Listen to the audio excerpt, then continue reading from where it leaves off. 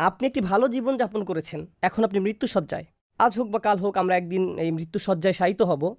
এটা গাড়িতে ঘটুক, প্লেনে ঘটুক বা আমাদের বিছানায় ঘটুক, যেখানেই ঘটুক না কেন এটা অবশ্যই ঘটবে। যখন আমরা বৃদ্ধ হয়ে পড়ব অথবা হাসপাতালের বিছানায় আপনি শুয়ে আছেন, চারপাশে আপনার পরিবারের সদস্যরা কান্নাকাটি করছে, আপনি কথা বলতে পারছেন না, কারণ বালাগাতুত তারাকি, রূহ ইতিমধ্যে আপনার গলায় পৌঁছে গেছে। আপনি আমি এই ক্ষণস্থায়ী বাসস্থান ছেড়ে চিরদিনের বিদায়ের পথে। এই শরীরটাও আমাদের রূহের জন্য ক্ষণকালের বাসস্থান। আমরা এই শরীর ছেড়ে দেওয়ার পথে। আপনার মা পাশে দাঁড়িয়ে আছে, আপনার ভাই, আপনার বোনেরা এবং আপনার পরিবারের অন্যান্য সদস্যরা দাঁড়িয়ে আছে, তারা সবাই কাঁদছে। ঠিক সে সময় আপনার চোখ খুলে গেল, আপনি এমন কিছু দেখতে পাচ্ছেন যা অন্য কেউ দেখতে পাচ্ছে না। তখন তারা শুধু দুই দল ফেরেশতাদের মাঝে যে কোনো এক দলের দেখা পায়। এক ধরনের ফেরেশতা হলো এমন ফেরেশতা যাদের দেখে এমন ভয় পাবেন যা জীবনেও আপনি কখনো পাননি, আর অন্য দল হলো যাদের দেখে এত আনন্দিত হবেন যে জীবনে কখনো এতটা আনন্দিত হননি। এই আয়াতে যে ফেরেশতাদের কথা বলা হয়েছে তারা হলেন দ্বিতীয় দলের ফেরেশতা, এবং বলবে, ভয় পেও না, দুঃখ করো না, ভয় পেও না। আলেমরা এই আয়াতের ব্যাখ্যা নিয়েও অনেক আলোচনা করেছেন যে ভয়ের ব্যাপারটা বুঝলাম, আপনি মারা যাচ্ছেন তাই ভয় পাওয়াটাই স্বাভাবিক। এখানে লা তাহজানু কেন বলা হলো? মনের দুঃখ তো পূর্বে ঘটে যাওয়া কোনো ঘটনা থেকে আসে, যা ইতিমধ্যে ঘটে গেছে। তাহলে এখানে কেন লা তাহজানু উল্লেখ করা হলো? কারণ একজন বিশ্বাসীর ভাবনাটা তখন এমন থাকে, আয় হায় ফেরেশতারা চলে এসেছে, আমার তো তওবা করা দরকার ছিল, আমার আরও কিছু দোয়া করা দরকার ছিল, আমি তো এই বছর ইতিকাফের পরিকল্পনা করেছিলাম, আমি আরও কোরআন তেলাওয়াত করতে চেয়েছিলাম, আমার মায়ের সাথে কিছু সময় ব্যয় করতে চেয়েছিলাম, বা আমার ভাইকে সাহায্য করতে চেয়েছিলাম, আমি অমুক অমুক ব্যক্তিকে টাকা দিতে চেয়েছিলাম, আমি আরও কিছু সাদকা করতে চেয়েছিলাম, আমি বেহুশ হওয়ার পূর্বে চেকটা সই করে যেতে চেয়েছিলাম, এখন আমি হাসপাতালে আর আপনারা চলে এসেছেন, আপনারা আমাকে নিয়ে যাওয়ার পূর্বে একটু চেকটা সই করার সুযোগ দিবেন। তখন ফেরেশতারা বলবে, চিন্তা করো না, তোমার কোনোই সমস্যা নেই এবং সফলতার সাথে উত্তীর্ণ হয়েছ। লা তাহজানু ও আবশিরু বিল জান্নাহ। চিন্তা করে দেখুন, মানুষটি মৃত্যুশয্যায়, তার আশেপাশে সবাই কাঁদছে, আর সে সময় এক ফোঁটা চোখের পানি ফেলার মতো শক্তি পর্যন্ত তার নেই, কিন্তু ভেতরে ভেতরে তিনি এমন চরম আনন্দিত যে জীবনে কখনো এমন আনন্দিত হননি, কারণ তিনি মাত্র জান্নাতের গ্যারান্টি পেলেন। কোনো কোনো আলেমের মতে এই ঘটনা ব্যক্তির মৃত্যুর পূর্বেই ঘটে, কিন্তু তিনি আসলে ফেরেশতাদের দেখতে পান। মৃত্যুর সময় যে তাকে ফেরেশতারা অভিবাদন জানাচ্ছে, ও আবশিরু বিল জান্নাতিল্লাতী কুনতুম তুআদুন। আরেক দল আলেমের অভিমত, আপনি যদি উত্তম মানুষে পরিণত হওয়ার চেষ্টা করতে থাকেন, আপনি যদি সুম্মাস্তাকামু এর উপর জীবন ধারণ করেন, তাহলে ফেরেশতারা এখনই আসবেন। আপনি হয়তো তাদেরকে দেখতে পাচ্ছেন না, তাদের অভিবাদন শুনতে পাচ্ছেন না, কিন্তু আল্লাহ আকাশ থেকে শুধু আপনার জন্য ফেরেশতা প্রেরণ করবেন, যেন আপনি ভয় না পান, যেন আপনি ভয় এবং দুঃখ থেকে বেঁচে থাকতে পারেন, এবং যে জান্নাত আপনি পেতে যাচ্ছেন তার জন্য যেন ভালো লাগা অনুভব করেন। শুধু এই জন্য আল্লাহ আকাশ থেকে ফেরেশতা প্রেরণ করেন। সুবহানাল্লাহ। আল্লাহ তাখাফু, এখানে যে আন দেখতে পাচ্ছেন তার মানে হলো আল্লাহ তাখাফু। ফেরেশতাদের আগমন এই উদ্দেশ্যেই ঘটে, যেন আপনি ভয় এবং দুঃখ ভরাক্রান্ত না হয়ে পড়েন। আমি আগেই বলেছি, আমাদের দিন আমাদের জীবন থেকে দুঃখ কষ্ট দূর করে দেয়, মানসিক চাপ এবং মনোবেদনা দূর করে দেয়। মানুষ সাধারণত দুইটা মানসিক চাপে ভোগে, ভয় এবং দুঃখ। এবং ফেরেশতারা এসে বলেন, তুমি আবেগের দিক থেকে সুস্থ থাকবে, তোমাকে চিন্তা করতে হবে না, তোমার যা যা করার কথা ছিল তুমি তা করেছো, আর তাই আল্লাহ তোমাকে আবেগের দিক থেকে সুস্থ করে দিবেন, তোমার মানসিক কষ্ট দূর করে দিবেন। আল্লাহ তাখাফু ওয়ালা তাহজানু ও আবশিরু বিল জান্নাহ। আর জান্নাতের সুসংবাদ শুনে আনন্দিত হও। আল্লাতী কুনতুম তুআদুন। আয়াতের এই অংশটা খুবই গুরুত্বপূর্ণ। আল্লাতী কুনতুম তুআদুন, আমি এই অংশটা একটু সময় নিয়ে ব্যাখ্যা করতে চাই, এবং এই অংশটা নিজেই একটা জগৎ। আল্লাতী কুনতুম তুআদুন, যার ওয়াদা তোমাদেরকে সব সময় দেওয়া হতো। আল্লাহ কোথায় জান্নাতের ওয়াদা দিয়েছেন? তার কিতাবে। এখন যাদেরকে জান্নাতের সুসংবাদ দেয়া হচ্ছে তাদেরকে বলা হলো, তোমরা সব সময় জান্নাতের ওয়াদা পেতে। কুনতুম তুআদুন। আরবি ব্যাকরণের নিয়ম অনুযায়ী যদি কোথাও কানা এবং মুদারে একত্রে আসে, তাহলে সেটা লম্বা সময় ধরে ক্রমাগত কোনো কিছু ঘটার ধারণা প্রকাশ করে, অর্থাৎ তোমরা অনবরত জান্নাতের প্রতিশ্রুতি পেতে। আমি আপনাদেরকে বলেছিলাম যে কিছু দায়িত্ব জ্ঞানহীন মূর্খ কাফের সবাইকে বলতো, কোরআন তেলাওয়াত শুনো না, যখন এটা তেলাওয়াত করা হয় বিভিন্ন রকমের আওয়াজ তোলো, বাধা সৃষ্টি করো। আর বিপরীত দিকে একজন বিশ্বাসী সকালে বিকালে নিয়মিত আল্লাহর কিতাব অধ্যয়ন করত। কুরআন তেলাওয়াতে তারা অপরিসীম আনন্দ খুঁজে পেতেন, আল্লাহর প্রতিশ্রুতিতে প্রশান্তি খুঁজে পেতেন। আর আপনি যখন প্রচুর পরিমাণে কোরআন অধ্যয়ন করেন, তখন কোন কথাটি আপনি বারবার শুনতে পান?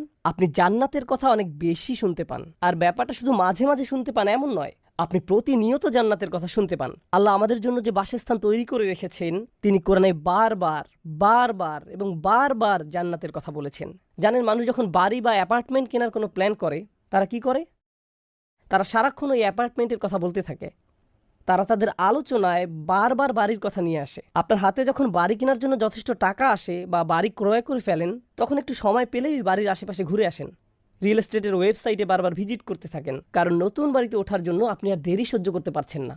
মানুষের ভিতরের কিছু একটা আর দেরি সহ্য করতে চায় না। এই বাড়িটা কিনবো নাকি ওই বাড়িটা কিনবো? ওই বাড়িটার পেছনের দিকটা দেখো কি সুন্দর। কিছু একটা আছে আমাদের ভেতরে, এটা আমাদের প্রাকৃতিক। আমরা নতুন বাড়ি খুবই পছন্দ করি। আপনি হয়তো 5 বছর আগে এখনকার বাড়িটা কিনেছেন, কিন্তু এটাকে এখন পুরাতন মনে হয়। অন্য কারো নতুন বাড়িতে গেলে মনে মনে ভাবেন, আরে বাড়িটা তো খুব সুন্দর, আমি কি এরকম একটা কিনতে পারবো? ব্যাংক অ্যাকাউন্টটা চেক করে দেখি তো, যদি এখনকার বাড়িটা বিক্রি করি তাহলে হয়তো কিনতে পারবো। আল্লাহ আমাদের ভেতরে এই চাহিদা দিয়েছেন। আমরা বাড়ির মালিক হতে ভালোবাসি। আল্লাহ জান্নাতের রিয়েল এস্টেটের কথা কোরআনের সর্বত্র বলেছেন। আমি তোমাদের প্রতিশ্রুতি দিচ্ছি, আমি তোমাদের জান্নাতের প্রতিশ্রুতি দিচ্ছি, আর আমি আপনাদের নিশ্চয়তা দিচ্ছি, একবার যখন আমরা জান্নাতের বাড়িতে উঠব আর কখনোই অন্য কোথাও সরে যেতে চাইব না। এই আয়াত থেকে যে ধারণাটি আমি আপনাদের সবাইকে দিতে চাই, এমনকি আমার নিজের জন্য, যে ফেরেশতারা এসে বলবেন তোমাকে অনবরত জান্নাতের প্রতিশ্রুতি দেওয়া হতো। এখন আপনি যদি নিয়মিত কোরআন অধ্যয়ন না করেন, তাহলে আপনি তো অনবরত জান্নাতের প্রতিশ্রুতি পাচ্ছেন না। আপনি যদি নিয়মিত আল্লাহর কালাম না শুনেন, তাহলে তো আপনি তাদের অন্তর্ভুক্ত নন যাদেরকে নিয়মিত জান্নাতের প্রতিশ্রুতি দেওয়া হয়েছিল। এখানে তাদের কথাই বলা হচ্ছে, আল্লাহর কালামের সাথে যাদের একটা ঘনিষ্ঠ সম্পর্ক ছিল। কাফেরদের ব্যাপারে আল্লাহ বলেছিলেন, ওয়া আল গাউফিহি, তারা বলতো তোমরা এই কোরআন শোনো না এবং এটা তেলাওয়াতের সময় তোমরা শোরগোল করো। আপনি তো আর সেই কাফেরদের মতো একজন নন। কিন্তু যখন আপনার মাথায় কয়েকটি অপশন থাকে পছন্দ করার, আপনার মোবাইলে সম্পূর্ণ কোরআনের MP3 আছে, আবার অন্য ধরনের অ্যালবামও আছে, তখন ভাবেন কি শুনবো এখন, গাড়িতে এখন আমার কি শোনা উচিত? এরকম পছন্দ করার সময় কোনটা পছন্দ করছেন? আপনি কি কোরআনের পরিবর্তে গান বাজনা পছন্দ করছেন? নিউজ কিংবা শেয়ার বাজারের খবর শুনছেন? কোরআনের বদলে কি এগুলোর কোনো একটা বেছে নিচ্ছেন? কি পছন্দ করছেন? আমাদের প্রত্যেকের জন্য এটা একটা ব্যক্তিগত প্রশ্ন। আমি নিজেও এর বাহিরে নই। বাসায় হয়তো কিছু সময়ের জন্য অবসর পেয়েছেন, চলো ইউটিউবে একটা ফানি ভিডিও দেখি। নতুন কি যেন একটা ভিডিও এসেছে, দেখি। একই কোরআন তুলে নিচ্ছেন। আমাদেরকে এমন মানুষে পরিণত হতে হবে যারা প্রতিনিয়ত আল্লাহর কালামের সংস্পর্শে আসে। অন্য যে কোনো কিছুর চেয়ে আমাদেরকে কোরআনের মানুষে পরিণত হতে হবে। কেবল তখনই আমরা আল্লাহর ওই সমস্ত প্রতিশ্রুতিগুলোর ব্যাপারে আনন্দ খুঁজে পাবো। আল্লাহি, যখন আপনি আল্লাহর প্রতিশ্রুতিগুলোর কথা শুনবেন, আল্লাহর প্রতিশ্রুতিগুলোর অন্যতম একটি সৌন্দর্যমণ্ডিত ব্যাপার হলো, একজন বিশ্বাসী হিসেবে আমার আর আপনার তর সয় না। আল্লাহ যখন জান্নাতের গাছগাছালির বর্ণনা প্রদান করেন, আমাদের আর দেরি সহ্য হয় না। যখন তিনি পানীয় দ্রব্যের বর্ণনা প্রদান করেন, তারপর জান্নাতে এগুলো স্বচক্ষে অবলোকন করার পর আমরা বলবো, ওই আয়াতে আল্লাহ এটার বর্ণনা দিয়েছিলেন। আমরা যত খুশি জান্নাতের আয়াতের তাফসির পড়তে পারি, কিন্তু জান্নাতের আয়াতগুলোর আসল তাফসির হলো জান্নাত নিজে।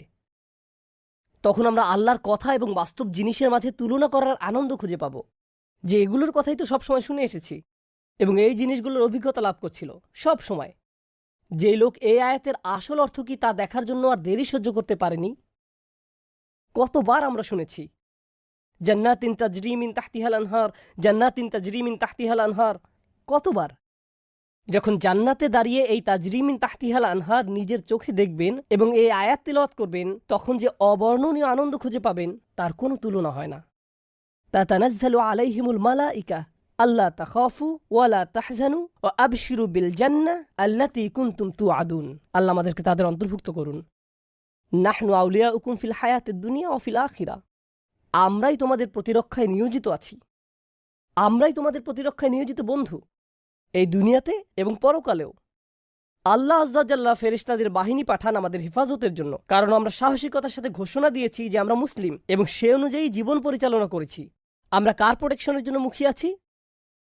আল্লাহ তো ইতিমধ্যে ফেরেশতাদের ব্যাটালিয়ন পাঠিয়ে দিয়েছেন, আর এই ফেরেশতারাই জান্নাতে তাকে বলবে, আমরা আসলে সব সময় তোমাদের সাথে ছিলাম। আল্লাহ আমাদেরকে তোমার নিরাপত্তায় নিয়োজিত টিমের অন্তর্ভুক্ত করেছেন, এই দুনিয়ায় ফিদ দুনিয়া ওয়াল আখিরা, এবং আখিরাতেও। এখন পরকালে আবার কেন সিকিউরিটি লাগবে?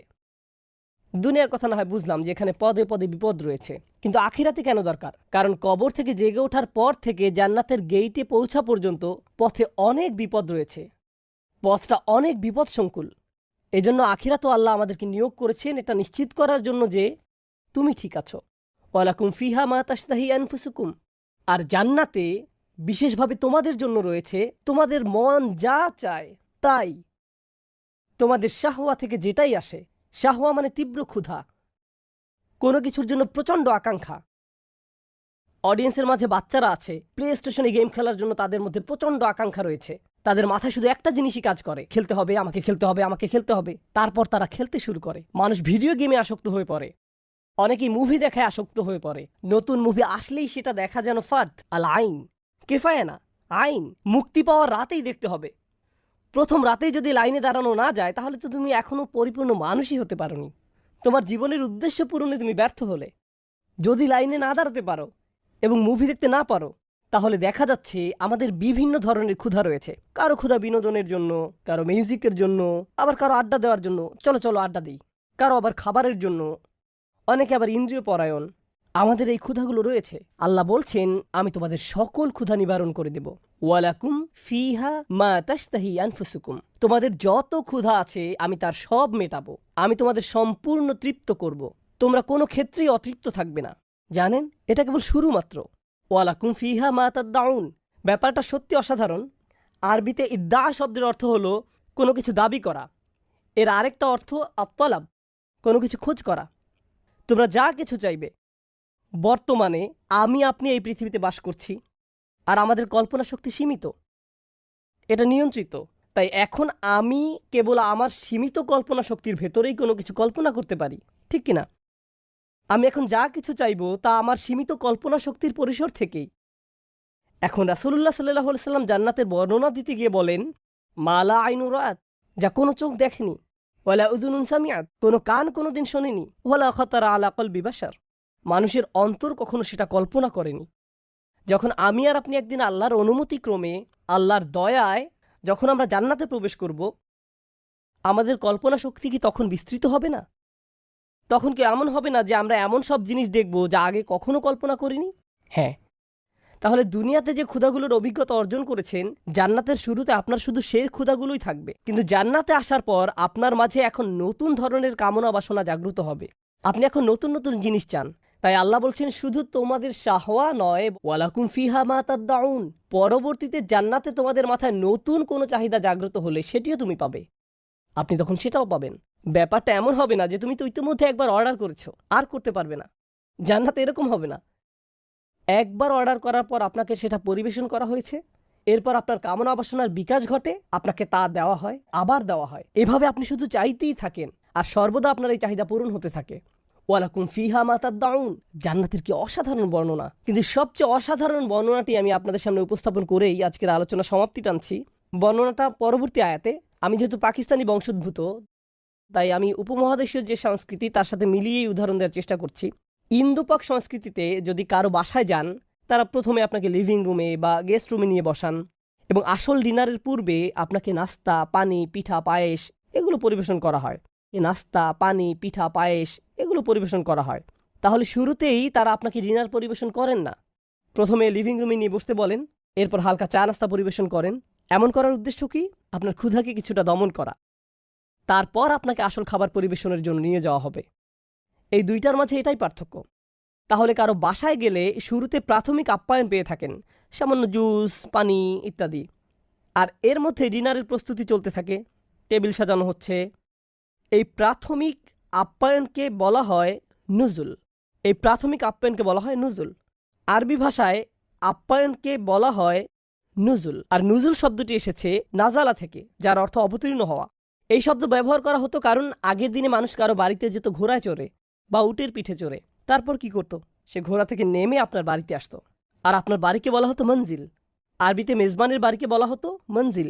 তো সে আপনার মঞ্জিলে আসলে আপনি তাকে নুজুল প্রদান করেন। প্রাথমিক আপ্যায়ন, আসল ভোজের ভূমিকা স্বরূপ, এটাকে বলা হয় নুজুল। জান্নাতের যে বর্ণনা আমি আপনাদের দিয়েছি, যে বর্ণনা এতক্ষণ আপনাদের সামনে তুলে ধরেছি, পরের আয়াতে আল্লাহ বলেন নুজুলাম মিন গফুরির রহিম। এটা ক্ষমাশীল করুণাময়ের পক্ষ থেকে প্রাথমিক আপ্যায়ন। আমি তোমাদের আপ্যায়ন শুরু করলাম মাত্র। যত কিছু আমরা কামনা করি, যত কিছু আমাদের কল্পনা শক্তি দিয়ে আমরা আল্লাহর কাছে চাইতে পারি, এর সব কিছুই আপ্যায়নের শুরু মাত্র। এর মাধ্যমে আপ্যায়ন শুরু হলো মাত্র। জানেন কেন এটা এত অসাধারণ? কারণ দিন শেষে আমরা তো সৃষ্টি মাত্র। কতটুকুই বা আমরা চাইতে পারি, কত পরিমাণে আমরা চাইতে পারি। এমনকি জান্নাত দেখার পরেও আমাদের কল্পনা শক্তি সীমিত। কল্পনা শক্তি সীমিত জান্নাত দেখার পরেও। তাই আল্লাহ আমাদের এমন সব জিনিস দেবেন আমাদের চাওয়া ব্যতীত, যেগুলো এমনকি আমরা কল্পনাও করতে পারি না জান্নাতে প্রবেশ করার পরেও। আর এই সব কিছু তোমাদের পরবর্তীতে দেওয়া হবে, যা শব্দ দিয়ে প্রকাশ করা যায় না। এরাই হলো জান্নাতের মানুষ। এরা দিন পালনে সাহসী, এরা ইসলামের জন্য দাঁড়িয়ে যায়। এরা নিজেদের সাথে এভাবে প্রতিজ্ঞা করে যে দিন দিন তারা আরও ভালো থেকে আরও ভালো মুসলিমে পরিণত হবে, আরও অধিক প্রতিজ্ঞাবদ্ধ মুসলিমে পরিণত হবে। দিনের শিক্ষাগুলো নিজেদের প্র্যাকটিক্যাল জীবনে বাস্তবায়ন করবে। এরা এমন ধরনের মুসলিমে পরিণত হবে দিনের পর দিন, দিনের পর দিন, সুম্মাস্তাকামু, অতঃপর তাতেই তারা অবিচল থাকে। ব্যাপারটা হলো, উদাহরণস্বরূপ কোরআনের এক জায়গায় বলা হয়েছে, কাল্লা বাল তুহিব্বুনাল আজিলা ওয়া তাযারুনাল আখিরা, তোমরা তাড়াতাড়ি পাওয়াকে ভালোবাসো এবং পরকালকে উপেক্ষা করো। আমরা যে কোনো জিনিস দ্রুত ভোগ করতে চাই বা দ্রুত পেতে চাই, বিশেষ করে ভালো জিনিস। আবার আমরা খারাপ জিনিস থেকেও দ্রুত মুক্তি পেতে চাই। এই মানসিকতাকে এই আয়াতে চ্যালেঞ্জ করা হয়েছে। এই মানসিকতার ফলে আমরা দেরিতে পাওয়া যাবে এমন বিষয়কে দূরে সরিয়ে রাখি। এখন যদি কেউ আপনাকে বলে পরকালীন মুক্তির ব্যাপারে তোমার আরও সচেতন হওয়া উচিত, আপনি তখন ভাবেন এই মুহূর্তে আমার আরও বড় বড় বিষয় নিয়ে চিন্তা করার আছে, যেমন চাকরি, টাকা পয়সা, পারিবারিক বিষয়, ব্যক্তিগত বিষয় ইত্যাদি। আমাকে এখন পরে আসা বিষয়ের চেয়ে বর্তমানের বিষয়গুলোর প্রতি অগ্রাধিকার দিতে হবে। কোরআন কি করে? কোরআন আমাদের সামনে বৃহৎ চিত্রটি তুলে ধরে। অন্য কথায়, আমি এখানে যাই করি না কেন তা তুচ্ছ বা অর্থহীন নয়। আফা হাসিবতুম আন্নামা খলাকনাকুম আবাসা ওয়া আন্নাকুম ইলাইনা লা তুরজাউন, তোমরা কি ধারণা করো যে আমি তোমাদেরকে অনর্থক সৃষ্টি করেছি এবং তোমরা আমার কাছে ফিরে আসবে না? অন্য কথায়, আমরা যেহেতু আল্লাহর কাছে ফিরে যাব, তাই এখানে আমরা যাই করি না কেন তার একটা উদ্দেশ্য আছে। সময়ের সাথে সাথে আমার কাজগুলোর মৃত্যু ঘটে না। আমি এখানে যে কাজই করি তার সবই রেকর্ড করা হচ্ছে। এই দুনিয়ায় যেমন আমার কাজগুলোর একটা প্রতিক্রিয়া প্রত্যক্ষ করা যায়, তেমনি পরকালেও এর প্রতিক্রিয়া দেখা যাবে। এর কিছু উপকারিতা হলো, 1 নম্বর, এটা আমাকে আমার কাজ সম্পর্কে সচেতন করে তোলে। আমি শুধু পার্থিব ফলাফল নয়, বরং পরকালীন ফলাফলের বিষয়ে সাবধান হয়ে উঠি। এটা আমার থেকে এই ধারণা দূর করে দেয় যে আমি সকলের অগোচরে এই কাজটি সম্পাদন করেছি। আমি যা করেছি তা রেকর্ড হয়ে গেছে। 2, আমাকে এর জন্য জবাব দিতে হবে। আমার সকল কাজের জন্য আমি দায়বদ্ধ। 3, এর ফলে আমি উপলব্ধি করলাম যে আমাকে আল্লাহর কাছে বারবার ক্ষমা চাইতে হবে, কারণ আমি সর্বদা অসংখ্য ভুল করে থাকি। পরকালীন সচেতনতা আমাকে এমন মানুষে পরিণত করে যে আল্লাহর নিকট সবসময় ক্ষমা চাইতে থাকে। এর ফলে আমি দিন দিন আল্লাহর নিকটবর্তী হতে থাকি। সুতরাং পরকালীন ধারণা আমাকে আল্লাহর নিকটবর্তী হতে উৎসাহিত করে, কারণ ইসলামের মূল সবসময় আল্লাহ। এটা সবসময় আপনাকে আল্লাহর দিকে ফিরিয়ে দেয়। এমনকি জান্নাত জাহান্নামের আলোচনার মূল পয়েন্ট হলো, এটা আমাদেরকে আল্লাহমুখী করে তোলে। অতঃপর পরিশেষে এবং সবচেয়ে গুরুত্বপূর্ণ বিষয় হলো, আমরা কোনো কিছুকেই তুচ্ছ মনে করি না। অন্য কথা, এই দুনিয়ায় আমাদের সময়কালকে আমরা গুরুত্বহীন মনে করি না। আমাদের আসল জীবনকালের তুলনায় এই পৃথিবীতে আমরা যে ক্ষুদ্র সময়টুকু অতিবাহিত করি, আমরা এটাকে জীবনের ভ্রমণ পথের একটা থামার জায়গা হিসেবে দেখি। এই দুনিয়ায় প্রেরণ করার বহু পূর্বে আমাদের রুহগুলোকে সৃষ্টি করা হয়েছে। তারপর একজন ফেরেশতা আল্লাহর নির্দেশে একটি রুহ নিয়ে আমাদের মায়ের গর্ভে দিয়ে দেন। তারপর এই পৃথিবীতে আমাদের জন্ম হয়। এই পৃথিবীর পূর্বেই আমাদের সৃষ্টি করা হয়েছে। আর এখানে আসার আগেই আমাদেরকে আমাদের বিশ্বাস নিয়ে প্রশ্ন করা হয়েছিল। আর মৃত্যুর পর আমরা অন্য আরেকটি জীবনে পদার্পণ করব। প্রজন্মের পর প্রজন্ম ধরে সেই জীবন চলবে। অনেক মানুষ হাজার হাজার বছর ধরে কবরের জীবনে রয়েছেন। ওইটাও জীবনের আরেকটা অধ্যায়। আমরা এটাকে জীবনের সমাপ্তি হিসেবে দেখি না। সুতরাং আপনি যখন এভাবে জীবনের ভ্রমণ পথের সবগুলো থামার জায়গা নিয়ে চিন্তা করবেন, আপনি উপলব্ধি করতে পারবেন যে এই জীবন, অর্থাৎ এই পৃথিবীতে আমার জন্ম থেকে মৃত্যু পর্যন্ত সময়কালটা আসলে এই ভ্রমণের সবচেয়ে সংক্ষিপ্ত সময়কাল। আর এই সংক্ষিপ্ত সময়কালটাই আমার সামনের অনন্ত জীবন কিভাবে কাটবে তা ঠিক করে দেবে। আমার অনন্ত জীবনের সুখ দুঃখ দুনিয়ার এই সংক্ষিপ্ত জীবনের উপর নির্ভরশীল। তাই এই দুনিয়ার প্রতিটা মুহূর্ত গুরুত্বপূর্ণ। প্রতিটি মুহূর্ত আমার কাজে লাগাতে হবে, উত্তম কাজে তা ব্যয় করতে হবে। ফ্রি টাইম বলে কিছু নেই। ফ্রি টাইম বলে কোনো কিছুর অস্তিত্ব নেই। পরকালীন জীবনের ধারণা আমাকে এই পৃথিবীর সময়কে সম্মান করতে শেখায়, আরও বেশি বেশি ভালো কাজ করতে আমাকে তাড়া দেয় এবং আমার ভিতরের খারাপ দিকগুলোকে দূর করতে তাগাদা দেয়। এটা আমার ভিতরের অলসতাকে ধ্বংস করে দেয়। আপনার যদি নিজেকে অলস মনে হয়, তাহলে পরকালের প্রতি বিশ্বাসটা যথেষ্ট মজবুত কিনা চেক করে দেখুন। কারণ পরকালীন বিশ্বাস আপনার ভিতরে এই সেন্স অফ আর্জেন্সি তৈরি করার কথা। আপনাদের মাঝে যারা মনে করছেন পরকাল, বিচার দিবস, জান্নাত এগুলো অনেক দূরের বিষয়, সম্ভবত পরকাল বিষয়ে আপনার আরও জ্ঞান অর্জন করা দরকার। বারবার স্মরণ করিয়ে দেওয়া দরকার। আর আল্লাহ কি বলেন? ইন্নাহুম ইয়ারাউনাহু বাঈদা ওয়া নারাহু করিবা। তারা ওই দিনটিকে সুদূর মনে করছে, কিন্তু আমি তা নিকটে দেখতে পাচ্ছি। আমি আশা করছি এই রিমাইন্ডার আপনাদের উপকারে এসেছে। আমি নিজেকে স্মরণ করিয়ে দেওয়ার মাধ্যমে উপকৃত হই। আমাদের সবার উচিত নতুন উদ্যমে সময়ের উত্তম ব্যবহার করা, বিশেষ করে বারবার পরকালকে স্মরণ করার মাধ্যমে। আল্লাহ আজ্জা ওয়া জাল্লা আমাদের সবাইকে পরকালীন সফলতা দান করুন। বারাকাল্লাহু লি ওয়া লাকুম। আসসালামু আলাইকুম ওয়া রাহমাতুল্লাহ।